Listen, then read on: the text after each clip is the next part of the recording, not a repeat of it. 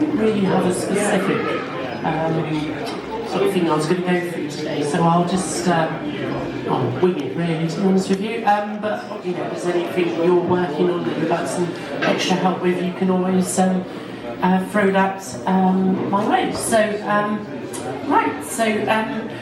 first thing I'll probably show you is I did a little bit of animation work just before Christmas, and I thought I'd show you some of the techniques that I used to bring that together. So I'm using my Amiga 600 here. There's nothing fancy inside of it. It's pretty much stock. It's just got some extra RAM, so you don't need a fancy pants Amiga to do this. All you need is lots of time, which is often sometimes the most difficult thing to obtain. This animation was, I don't know really where the idea came from. I've been spending most of today trying to draw something that came to me at about 11:30 last night. So I don't quite know how my creative process works, because usually when I'm told, come up with an idea, I'm like, I don't know. So, and then it just pops into the head. So this came from somewhere. It's based on the Llama 1/2 anime and manga.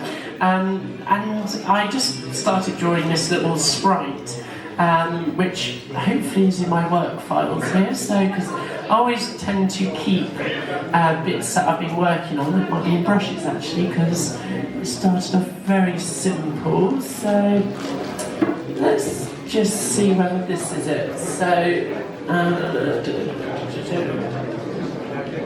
No, but that's part of it. As you can see, plan this out perfectly. So,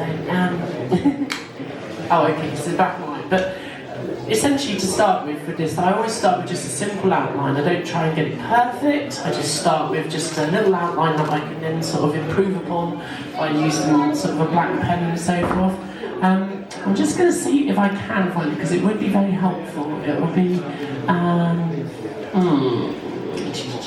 might be in here, no?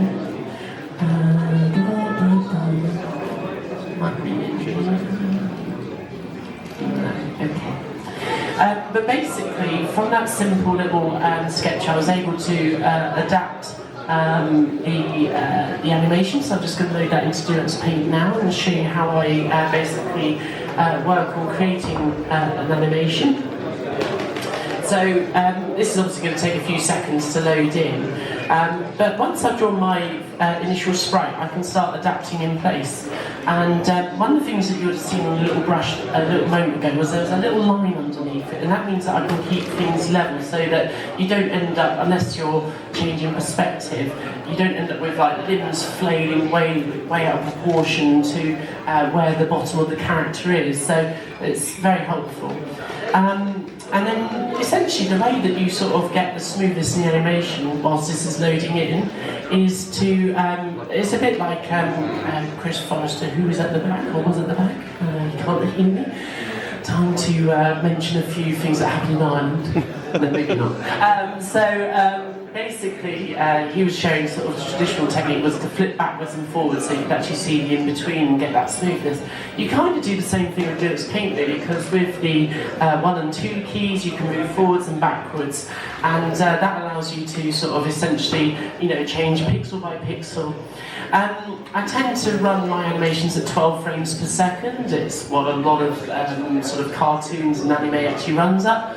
Unless you're watching something like Akira, which runs at a phenomenal 24 FPS, which is basically your movie standard.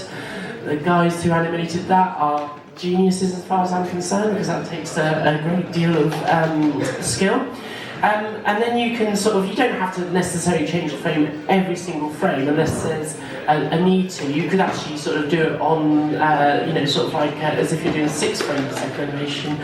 So you can sort of halve it, so it just gives things a little bit of a pause. So you don't have to feel that you have to, you know, sort of draw each individual frame.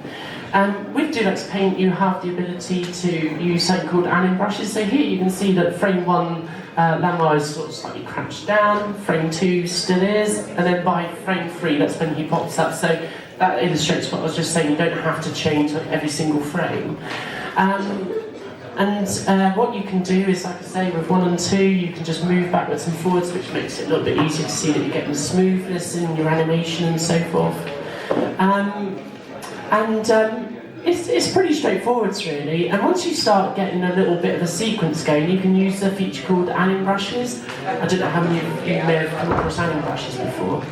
But the idea with this is that once you've drawn yourself a little sequence, you can actually repeat it without having to sort of, cut each brush individually, or to draw it all over again. You can sort of simply click on your brush tool. Now, I believe, if I have an extra hand, there we go. If you hold down the Alt key whilst picking up your brush, you can drag over what you want, like so, and it will ask you how many cells you want to pick up. So, say I want to pick up the next 6 cells so I can repeat that part of the animation. Just type the number 6 into here, like so. And what that will do is it will just pick up the next 6 frames. So now I've got a brush that I can paint on these cells, and so I can click, and try it to move. There we go. And click. And click, and click, and click. What frame am I up to? I started some way through, but you can see how basically by using an anim brush you can sort of easily repeat parts of your animation. So it's a really useful thing to have actually in a pixel art package for doing animation. So I got my basic characters all sort of drawn and so forth, and here you can see I've used grayscale because I just wanted to focus on sort of the overall character, not worrying too much about the colour, just getting the shape and the form correct.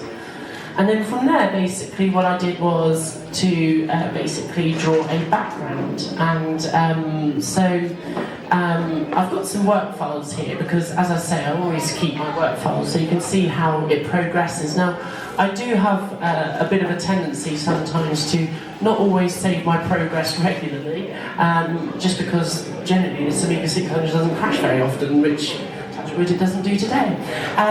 So I basically did a very basic outline of the dojo, how I wanted it to be laid out and so forth, and that's my starting point. And then it basically progresses with basic blocking in colour and beginning to actually get some shading going in there. And I've already sort of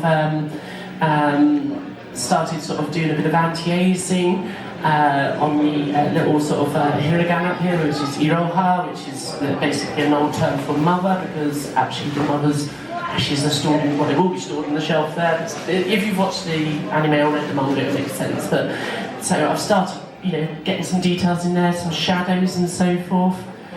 So, just start very simply and you just gradually build it up bit by bit. And before long, you end up with something that's beginning to sort of really take shape. You can use brushes and you can repeat the use of them and so forth. So here you can see there's actually a little bit of a mistake with the vases on the sort of like little shelf that's holding the shrine, because actually the highlight edge is actually, no, I'm just looking at the, it's clearer on here actually, bizarrely enough. I was thinking the highlight was on the wrong side on this right-hand vase. I did originally have it like that, so I obviously corrected it here. So obviously you've got all the usual tools at your disposal that you get in Photoshop and so forth. So yeah, built it up a little bit more, and then eventually I had the final version here. I deliberately didn't go too overboard with this background because I wanted to keep it relatively simple. I wanted it to look like pixel art rather than something that's sort of more naturalistic. So that's a perfectly decent background to start with. And then basically what I did is I worked on colouring in all of the frames of the characters of Lama Anakane, and essentially what I could then do is pick them all up as an anim brush like I showed you, and I was able to just place those onto the animation. And this one is actually on YouTube if you look up my channel, and it's actually got some audio because I put something together in Scala. Now unfortunately my 600 is just a little bit too laggy to do all of that stuff, but I can show you the final animation, and this is just all purely using DPaint, basic 68,000 Amiga. So the only thing I have to put up with is obviously she's a little bit slow, so like me. But yeah, fully coloured in. I was hoping to be able to record this out to VHS, but my VHS player is finally packed in. So, yeah, it was meant to be something for Christmas. So it's at the end, it's basically they say Merry Christmas to each other. But yeah, so But I added a few little extra bits in, and I quite like the little laugh scene and so forth. So yeah, it's been fun to do. So people always go on about Amigas are great for making cartoons on, and I concur. So yes, so definitely delve into DPaint's animation features there. It does take time, but to be honest with you, I think animation takes time anyway.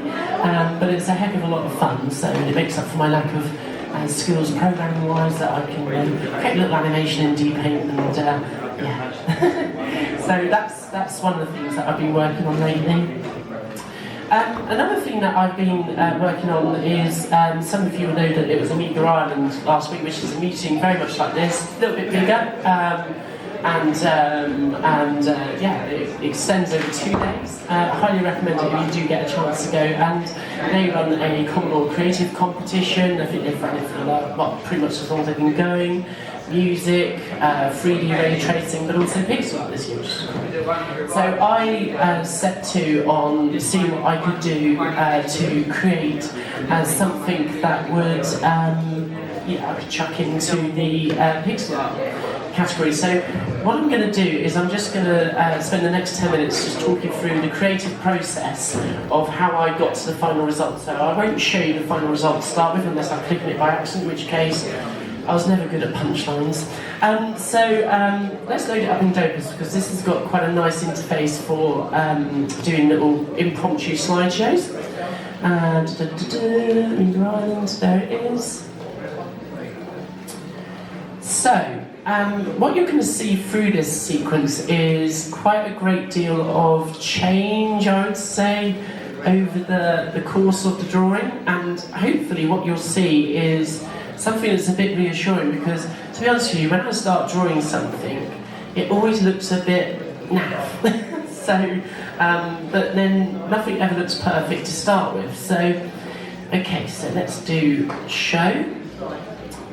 Hopefully this does it in order that I clicked on. Sort of, maybe, we will see. So I originally thought I was going to do a sky, a bit like the Makoto Shinkai skies that you see in his film or animes, like Your Name and 5 centimeters per second. Very distinctive style. So I just started blocking in some colour just to get the rough layout. And then I made a bit more progress, started putting a bit more detail into the clouds on the right-hand side there.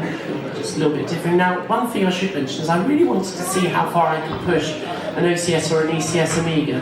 So I'm using low resolution interface, which means that your pixels are twice as wide as they are tall, so they're almost like little bricks. And I thought it's worth a shot. And the reason I'm using that mode is because once you switch over to high resolution on an OCS or ECS Amiga, most of you will know that you can only use 16 colours. You don't have the option of hand mode either. So I basically thought, let's see how far I can push this using extra half bright, because it's the most you're going to get out before you use hand mode. So I carried on a little bit further, and some of the files show more changes than the others. There's not a great deal of change here. Some of this was actually done over Christmas on UAE on my MacBook, which was a horrible experience because I was using a trackpad. But then I basically just roughed in all of the shading for the clouds as I was originally going to do them. So that again was just trackpad, freehand, just block colour in and then sort out the shading properly afterwards. But I felt this is going to work okay. And then the next few slides are basically going to just show essentially me doing more work on those clouds. I'll skip through some of these quite quickly until we start seeing some more significant changes. Just roughly started working in what kind of shading am I going to work towards in the sky at the top here. And any time now, you're going to start seeing a character image. So what I do in DPaint here is that I will lock the background. So if you go into Effects, background and fix, what you can do is you can basically essentially lock the background as a layer so that anything you draw on top of it will not be affected by what you draw. You can click the clear button and your background will still be there perfectly intact. You can use a filled rectangle and your background will be restored perfectly. It's kind of like layers but without layers. So very handy for actually getting a sense of scale with your characters against your background. So quite often I will draw the background first, get a sense of the scale of what the environment will be, and then I'll put the character over the top. So this is me starting to do this. Now this drawing here I actually did it in a sketchbook to start with, with just pencil and paper because I wanted to get a feel for what it would be. Again, this was based on sort of like some of the final scenes of a particular arc in the manga and the final TV anime episode, but it wasn't really a scene that was in the manga. It was just something that occurred into my head, the way I interpreted this moment when Lanma says goodbye to Mother for the first time. So this sort of sketch that I'm drawing here is very much based on how I'm drawing in the notebook. And you'll see that I've changed the eyes because I felt that whilst it worked on paper having the eyes like that, as pixel art I didn't. So I reverted to a slightly different style of eye, and you can see that I've got shading going on here. But one of the things is that with the interlace you're actually getting quite a lot of smoothness actually. And then I think I probably got a carne into the left-hand side here. Yeah. So I took a little shortcut here. I basically copied Lanma, and then I basically adapted a carne in place to give her unique sort of hairstyle and facial features, which are just ever so slightly different to Lanma. The other thing that some people said to me is that how come the carne is slightly behind but appears taller? Well, it is because she is taller than Lanma. If you ever watch particularly if you watch the anime, you'll notice that Lanma is incredibly short. So yeah, so that's why. Now, at some point, I don't know if we're getting towards there, we've got a big change in the sky. So I got back home after Christmas and I started playing UN Squadron on the SNES. And anybody who's played UN Squadron or Area 88, as it's actually known in Japan, will know that it's a really good shoot 'em up, much better than it is on the Amiga, sorry. But it has some amazing backgrounds for its skies, and I thought, those are so cool.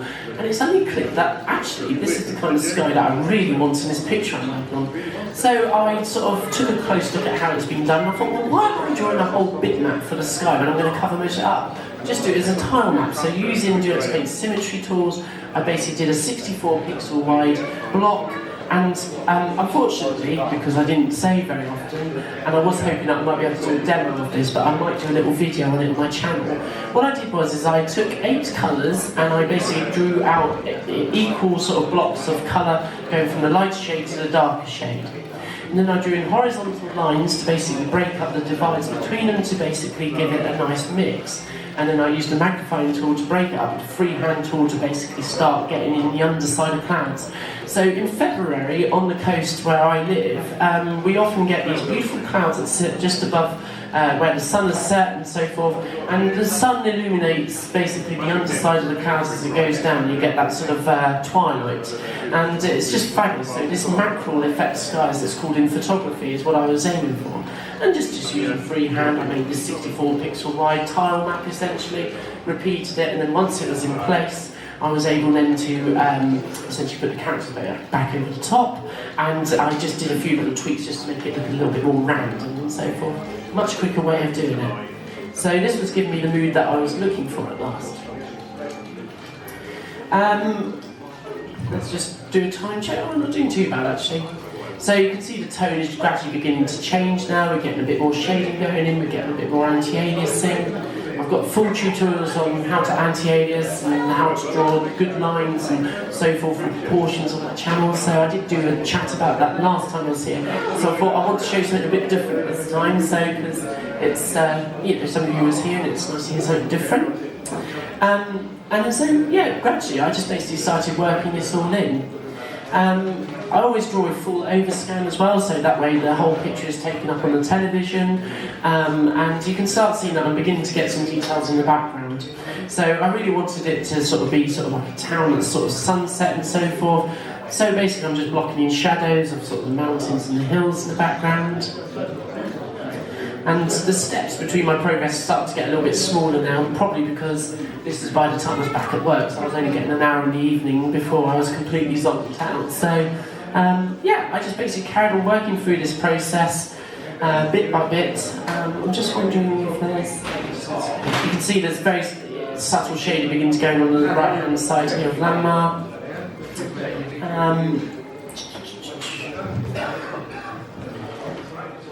Anyway, so I'm just going to skip to the final result now,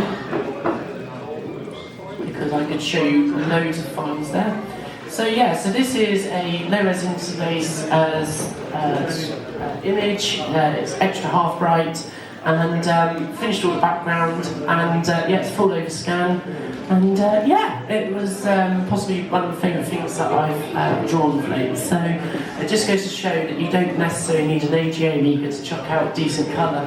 The trick is, as I've shown in a few of my tutorials on YouTube, and also in sort of like these kind of sessions that I've done, is learn how to mix colour using HSV or HSL, kind of that's hue, saturation and luminance or value. It's a much easier way to mix colour because it relies basically on a much more logical way of mixing colour with the colour spectrum in the hue, which goes through all the rainbow colours. It wraps around almost like a full circle back to red at the end of the slide, and in between you've got your rainbow shades. You have your brightness, your saturation to determine the intensity of that colour, if it's quite a sort of pastel sort of shade, or it's quite a punchy, vibrant red like we've got with Landmark, and then you've got your luminance or your value, which is essentially your brightness of that colour, how much white is mixed into that colour to make it pop out, which will help with the pastel tones as well, if that's what you're looking for.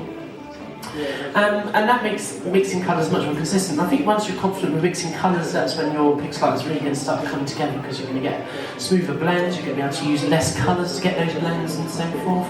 And yeah, you'll just begin to sort of appreciate how sort of colour science works, I guess, really, when you're mixing it right. Whereas with RGB colour, it's always a bit counterintuitive, I think, that, like, for example, one example I always give is like mixing like a mustard yellow. Yes, you can have red and green, because red and green mixed together gives you yellow. But then to sort of counteract them, you need to mix in blue, which is not a colour that you would necessarily associate with yellow, but you're using the blue to counteract the intensity. It just gets confusing. So that's why I always recommend HSL. I've got a tutorial on my YouTube channel if you'd like to check that out. And then just to finish off, I did a little sprite earlier this week. It's not for a game, that's the wrong folder. It was just a bit of fun, really, more than anything, really. Creation, it's Lum from Urusei Yatsura, a slightly older manga and anime, and yeah, I just thought, why not draw Lum, because everybody seems to like Lum, so, well, people of my age anyway, I guess, so. Yeah, so this is the other sort of cool, quirky stuff that you can do with DPaint. Certainly useful if you really want to use a retro system, even if you're sort of designing artwork perhaps for a Mega Drive or snares or whatever it might be. No reason why you can't use DPaint to do it. So yeah, so I mean, admittedly I did go a bit crazy with the level of colours in this. I've used 16 colours, which is crazy for an Amiga sprite, but I just went overboard. So, yeah, so it's just fun to do these things. One of the things I was going to do for this talk was to show you how to draw a sprite. I do have a video about that on my channel, but this actually took me about 2 hours. So, not half an hour as I was hoping it might be. So, I must admit that it was a bit of a last minute change of direction of what I was going to show you today. So I appreciate it's not as hands-on, but I wanted to just sort of share a bit more about the process and the thoughts that go into sort of creating a piece. I think my message for this particular talk would be is try and come up with an idea, just anything, free your mind from what's, sort of like what you see on TV, just come up with any old thing that you like. And then basically just, sketch it out on paper, or maybe do a doodle and do it to paint. Just, come up with that idea and work towards it, because I think when you've got an idea, that's when you actually begin to realise things a little bit more with greater clarity and so forth. I think sometimes when we sit down and think, right, now I am going to do art, nobody does art. Art sort of kind of happens, really, doesn't it? So don't get frustrated when it doesn't always turn out the way that you hope it to. Yeah, just keep on playing with it, have fun with it. Practice makes perfect. I'm a strong believer in that, and yeah, I hope people enjoyed it. So I hope that was somewhat interesting. And yeah, if you've got any questions, throw them my way. I'd be more than happy to answer. It doesn't have to be what you've seen here. It could be anything, presumably to do with pixel art, I guess. I mean, you could ask me about, what did Charles Dickens like to be? I'm sure I could make something up that sounds believable. Yeah, any questions? Yes, Ethan, have you got one?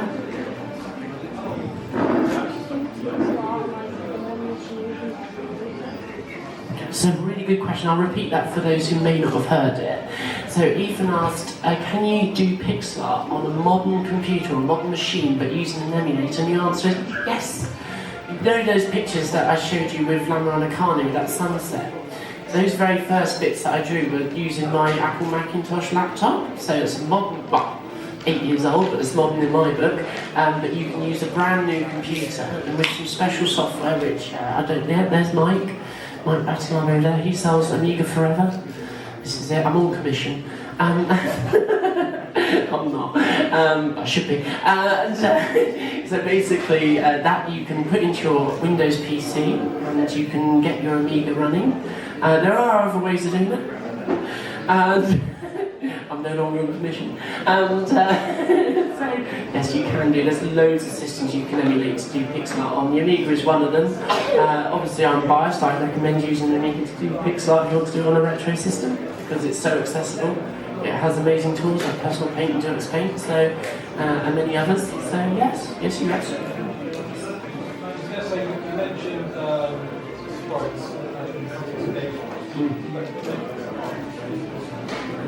Yeah, so just again, I'm not sure how everybody can. I just when I sat over there, I couldn't always hear the question, so I'll just repeat. I'm not trying to. So basically, yeah, would I make art for games? Doing sprites like this. The simple answer is I've just been so busy the past year, and so with obviously the impending move to Japan, that it's just been impossible for me to find the time to do it, to be honest with you. But I'm hoping that once I'm settled, I've got into the groove of the job, that I will make myself available to do sort of commissions like that, because it's stuff that I really enjoy doing. So, you know, and it doesn't necessarily have to just be for Amiga-based projects, although it would be really nice actually to contribute to an Amiga-based project, because I was, you know, after the Amiga for games, I went into a Super Nintendo and SNES, and I always really enjoyed the sort of Japanese style of pixel arts and JRPGs and so forth, Final Fantasy, Secret Mana. That's more of a tablet creation. I forgot I was wearing this. So yeah, so I'd love to be able to do that. So definitely, if you find me on Twitter, which I think some of you have, find me on there. I'll give away my address. And yeah, who knows? Who knows? Yeah. Any other questions? I think that's it, isn't it? Well, thank you for listening, folks. It's very kind of you, and thanks for having me. Enjoy the rest of the evening, I guess. So, thanks.